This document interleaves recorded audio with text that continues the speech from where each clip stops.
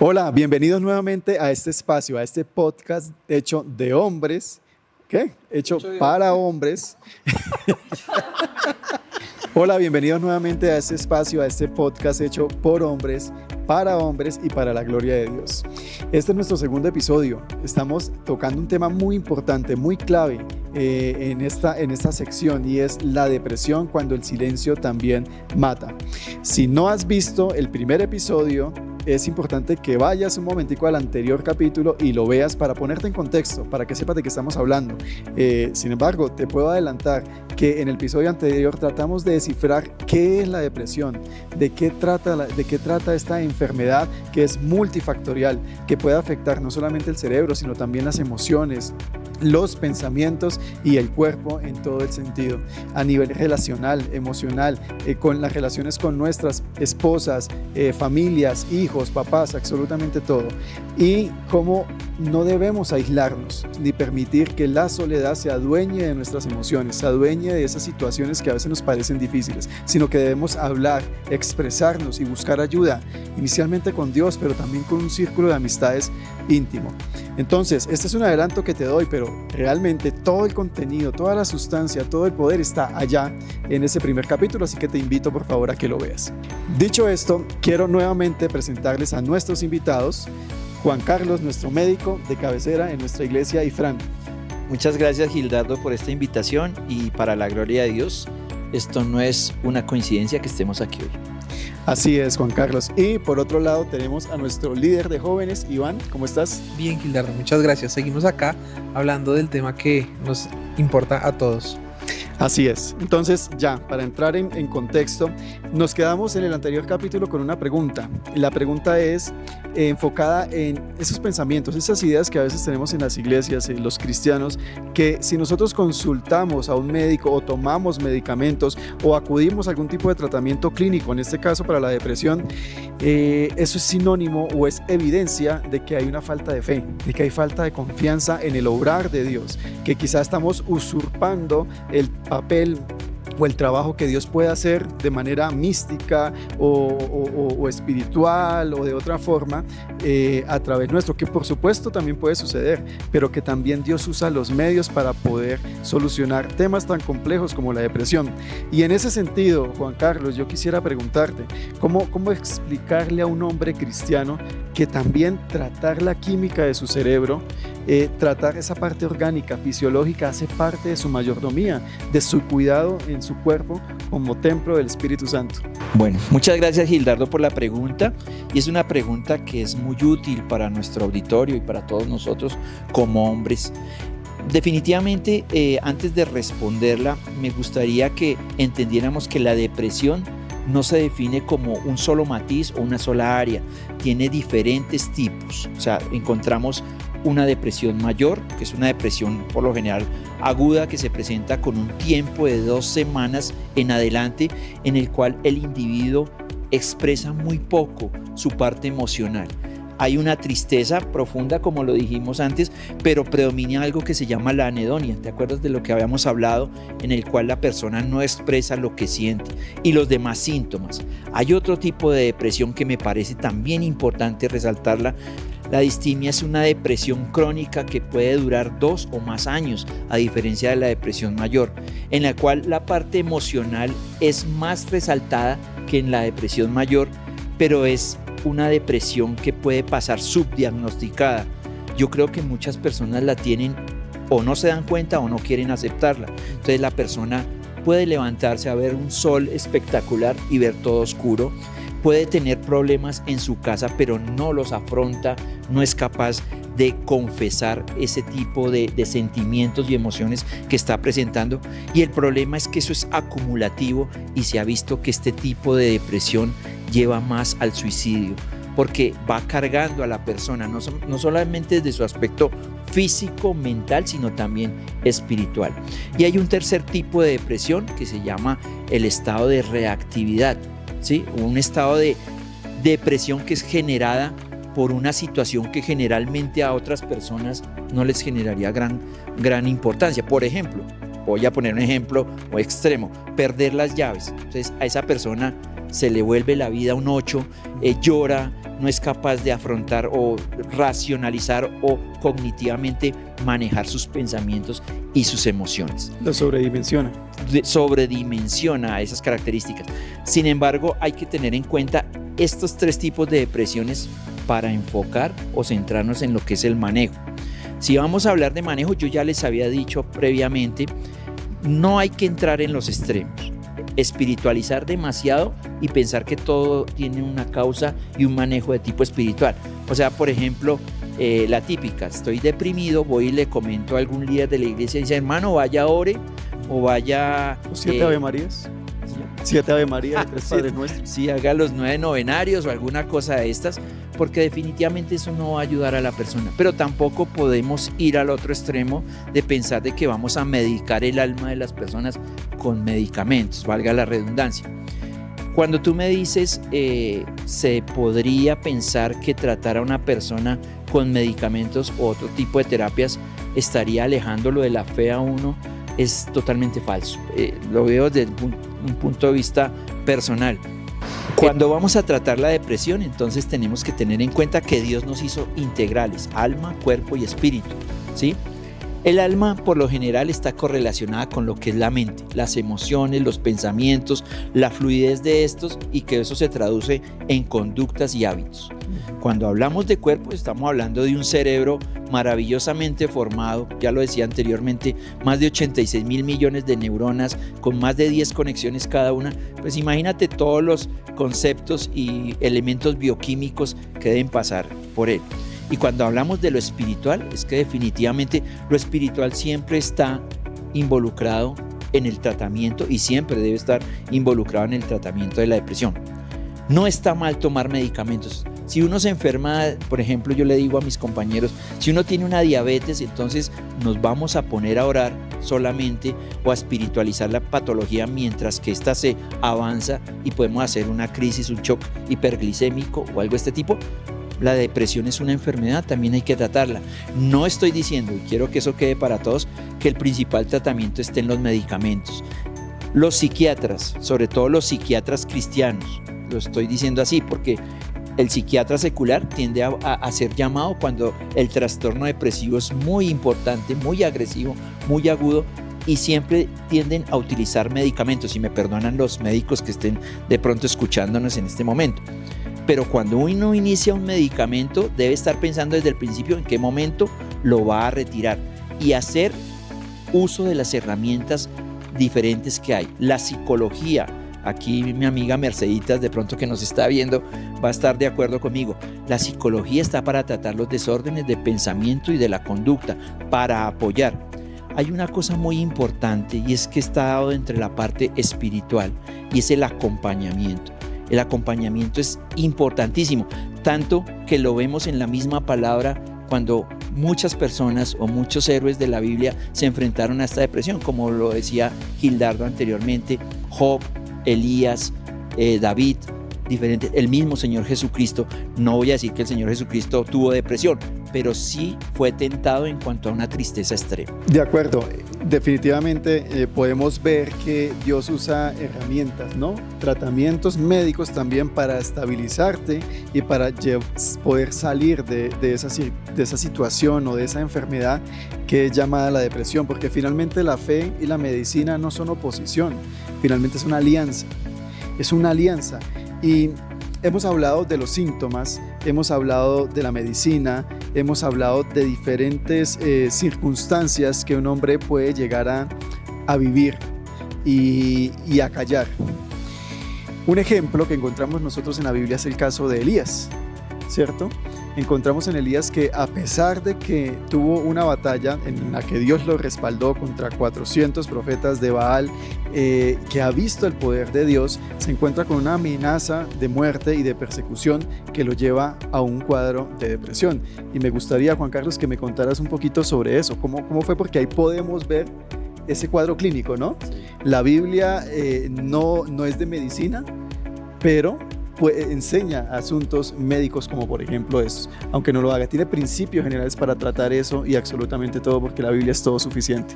¿Cómo podemos hablar de este tema en el ejemplo de Elías? Mira, Gildardo, este tema es muy hermoso, definitivamente.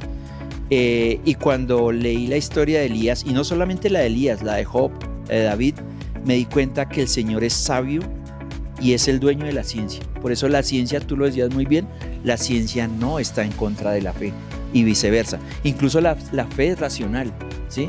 Eso es algo que hay veces dentro de las congregaciones como que choca, ¿no? Porque todo el mundo piensa que fe es algo místico, algo como un sentir espiritual, pero realmente el Señor lo dice. Incluso el Señor lo dice cuando dice: amarás al Señor tu Dios con todo tu corazón, con toda tu alma, con toda tu mente. Está hablando de mente. Y cuando el Señor Jesucristo habla de que tenemos que cambiar nuestra mente, renovar nuestra mente, está hablando de neuroplasticidad. ¿Sí? Lo que pasa es que probablemente en esa época no se utilizó ese vocabulario, pero cuando uno lo analiza está bien. El caso de Elías, para responderte ese punto, es un caso que incluso se ha utilizado entre la psiquiatría moderna. Elías, para ponerlos en contexto para los que no saben la historia, como tú lo decías, fue un hombre que era amigo de Dios, estaba con Dios. Imagínate, fue capaz de derrotar, pues claramente con Dios, 450 profetas de Baal. Fue capaz de, con la ayuda de Dios, hacer llover fuego del cielo. Hizo llover en un desierto que no llovía hace muchos años. Resucitó a una niña, pues claramente Dios lo hizo a través de él. Pero mira que apenas se enfrenta a un estresor, a un punto estresor, que fue la amenaza de Jezabel de que lo iba a matar, entra en una tristeza profunda, en una ansiedad. Acuérdate que la depresión no solamente son los síntomas clásicos, sino que se puede acompañar de otras patologías o sentimientos, como la ansiedad, es muy frecuente. Elías tuvo un trastorno depresivo, se aisló, él se fue, no siguió con la gente, con su pueblo, sino que se fue al desierto, se fatigó a tal manera que duró muchos días caminando, llegó a un enebro, que era un árbol en medio del desierto, se acostó de lo fatigado, cansado y triste que estaba, durmió, ¿sí? Y luego fue despertado por un ángel. Ahí vemos varias características de la depresión: aislamiento, tristeza, ansiedad, ocultamiento de su problema. Se fue a un lugar solo. Pero mira lo hermoso que hace el Señor. Y el Señor, claramente como el dueño de la ciencia, la medicina, la psicología, Él utiliza una manera muy bonita para tratarlo. ¿Qué hubiera pasado con una persona legalista o religiosa si alguien viene y le dice: no, es que me quiero morir? Porque lo dice en Primera de Reyes 19, 4 al 8. Él dice: basta ya, Señor Jehová, quítame la vida. Estoy desesperado, estoy parafraseando. Estoy desesperado, estoy ansioso. No soy mejor que mis padres. No quiero más esta vida, quítamela, ¿sí? Está hablando de una ansiedad muy importante. Está hablando de un pánico que tenía a lo que le podía pasar o lo que le podía hacer Jezabel. Imagínate, habiendo estado de la mano de Dios, pero le temió a un aspecto muy humano y mundano. El Señor reconoce esos síntomas y esos signos de depresión en él y no le dice: venga, Elías, mi hermano, usted que es como cristiano, ¿cómo es posible que viene a decirme que quiere morirse? ¿O cómo es posible que usted tiene depresión? Eso no es que es pecado, eso no es un pecado. El Señor no le dijo eso. El Señor mandó a un ángel, lo tocó y le dijo: levántate, Elías, y come. Le había cocinado unos panes, algunas versiones dicen unas tortillas, y le había puesto un agua espiritual para que él se hidratara y él consumiera. Mira que el Señor está manejando no solamente su parte espiritual, sino también su parte física. Le está diciendo que coma, le está diciendo que beba. Pero hay otra cosa muy importante: el Señor no lo excluye de ese sentimiento o esa depresión que tenía en ese momento, sino que lo fortalece física y espiritualmente. Ahí Elías tenía otro problema también. No solamente estaba con depresión por lo que había dicho, tenía ideas de muerte. Mira que acá hay una cosa muy importante: Elías no quería quitarse la vida. ¿Por qué? Porque él sabía de quién dependía, pero sí tenía ideas de muerte. Quería pasarle esa responsabilidad a Dios para que lo llevara a la eternidad y que lo quitara de esa depresión y esa batalla que tenía no solamente en su mente, sino contra Jezabel y los demás. Pero hay otra cosa muy importante: el Señor no lo abstrae de la situación, que es lo que quisiera uno muchas veces cuando está en depresión, en dolor, en ansiedad. Uno dice: Señor, quítame la vida o sácame de este problema. No, el Señor lo fortaleció desde todos sus aspectos, mental, físico y espiritual, y le dijo: come y ve hasta el Sinaí. Tienes que pasar 40 días y 40 noches. Imagínense, después de un cuadro depresivo. ¿Qué quiere decir? El Señor da las herramientas, pero no lo sustrajo de la situación. De acuerdo. Y hay algo muy importante que tú dices en ese sentido, y es que cuando Elías se quería morir, tampoco Dios le llegó con un sermón, ¿no? No. Sino que le trajo comidita y durmió. Y lo sueñito. dejó descansar. Y lo dejó descansar y lo preparó. Y lo que tú dices es cierto. Finalmente debía enfrentar la circunstancia. Debía enfrentar, pero no con sus fuerzas, sino con las fuerzas de Dios. Exactamente. Y en ese sentido, hay algo que debemos recordar siempre. Hay un autor de un libro que se llama 7 disciplinas espirituales. Y él habla de corandeo. Corandeo significa delante del rostro de Dios. Es decir, incluso en la depresión, incluso cuando nosotros estamos en el pozo más profundo de tristeza, Dios no nos abandona, siempre estamos delante del rostro de Dios. Estamos corandeo. El mismo David, nuevamente lo traemos a colación en el ejemplo, él decía en el Salmo 23, aunque ande en valle de sombra de muerte, tú estarás conmigo. La presencia de Dios es una realidad objetiva, no es un sentimiento, no es emoción, es real, está allí. Aunque a veces, como hablábamos hace un momento en el ejemplo del libro de C.S. Lewis, no es algo que sea abstracto, no es que Dios, como no sentimos a Dios aquí, entonces no está. No, Dios siempre está. Dios está en control de absolutamente todo, incluso de tu propia tristeza. Dios está ahí y aunque no lo veas y aunque no lo sientas, te está sosteniendo. Estás corandeo, delante del rostro de Dios. Y qué mejor ejemplo, ya un poco más contemporáneo de esto. Hay un personaje, Charles Spurgeon. A él es llamado el príncipe de los predicadores. Desde muy joven, desde los 18 o 20 años, si mal no recuerdo en ese momento, fue servidor de Dios. Pero él tuvo un problema. Él tuvo siempre terribles depresiones a lo largo de su vida. No solamente tenía fatiga y no solamente sufría a nivel emocional, sino que también tenía problemas físicos. Sin embargo, él se mantuvo siempre firme en el servicio a Dios. Y me gustaría, Iván, que nos contaras un poquito sobre él, sobre Charles Spurgeon, porque es el mejor ejemplo de cómo de la mano de Dios se puede llegar a superar estas circunstancias por más que se vea profundo ese pozo. Así es, el príncipe de los predicadores, Charles Spurgeon. Él era... Qué buen inglés, qué Gracias, buen inglés. gracias. El resto de la respuesta me la puedes dar en inglés. No, tampoco, no he terminado mi curso. Pero sí, Charles Spurgeon sufrió de depresión mucho tiempo por temas físicos, tenía gota, sufrió tragedias ministeriales porque en algún momento en una congregación hubo una estampida y murieron muchas personas, sí. Y pues la carga ministerial que él tenía, ¿no? Y Charles Spurgeon sufrió depresión y decía cosas interesantes al respecto, y él decía los mejores hombres pueden sufrir los peores abatimientos, ¿sí? Porque la depresión es un tema delicado, es un tema muy difícil, que no es fácil de llevar. Además que decía algo muy importante, y es que la tristeza y tener depresión no quiere decir que Dios haya abandonado a la persona.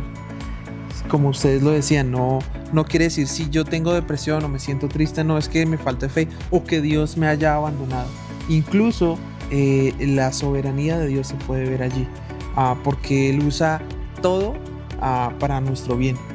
Entonces ahí es donde nosotros podemos aprender que Dios usa estas circunstancias para glorificarse.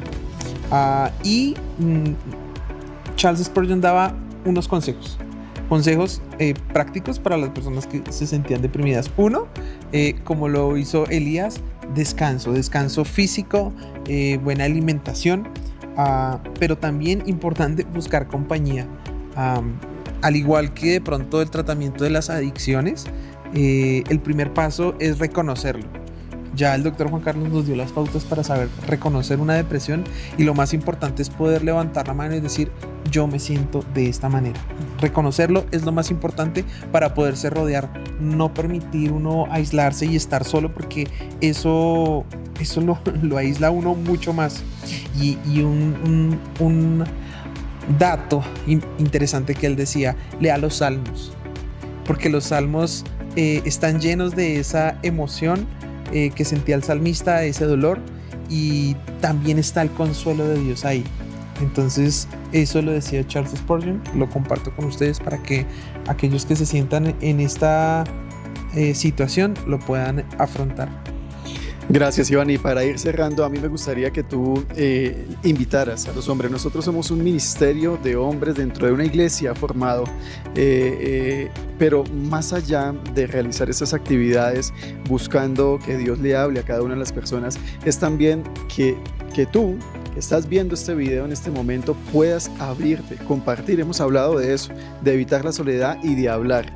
Cómo nosotros, como ministerio de hombres o como hombres de una iglesia cristiana que buscamos ser instrumentos en las manos de Dios, podemos recibir a esos hombres que en este momento pueden estar pasando por ese valle oscuro, que no tienen con quién hablar o no siquiera saben cómo expresar lo que están sintiendo.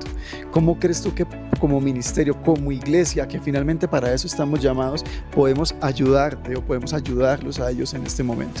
Claro, por eso somos el cuerpo de Cristo. Por eso nosotros estamos llamados a amar a nuestro prójimo, así como Cristo nos amó a nosotros. Y en los desayunos de hombres que tenemos acá cada mes, en los servicios de adoración, todos los hombres están llamados, primero, lo que ya dije, a dar ese paso de fe, a dar ese paso de aceptación, de decir, me siento triste, no me siento bien, necesito ayuda, y esa ayuda está en la iglesia, primeramente en Dios, pero a través de la iglesia, de este grupo de hombres que nos amamos, que confiamos en la voluntad de Dios y que podemos orar unos por otros. Busquemos darle un abrazo y saludar a los hombres que vemos a nuestro alrededor, en los servicios, en los desayunos. Conozcámonos a nosotros mismos, porque uno no sabe la persona que uno tiene al lado si tiene depresión. Puede que esté sonriendo, como lo decía el doctor Juan Carlos, puede que se vea feliz y en realidad por dentro se está destruyendo. Gracias, Iván, gracias, Juan Carlos. Hombres, el mensaje es claro. Hay un autor que dice que el eslabón perdido en la vida cristiana es la rendición de cuentas. Y la Biblia dice en Eclesiastés 4, ay del solo que cuando cayere no habrá segundo que lo levante. Hombres, el mensaje es claro. Pedir ayuda es de valientes. Si tú estás pasando en este momento por un valle oscuro, tu primer acto de hombría es pedir ayuda.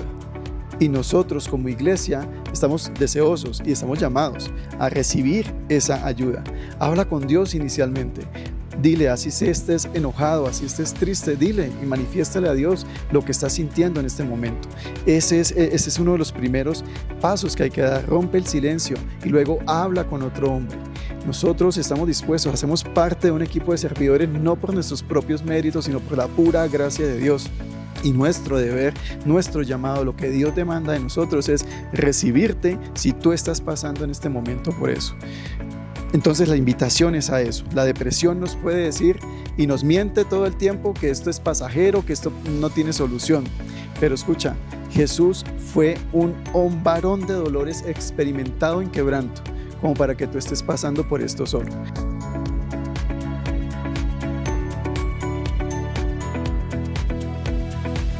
Gracias, Juan Carlos. Yo soy Iván. Yo soy Juan Carlos.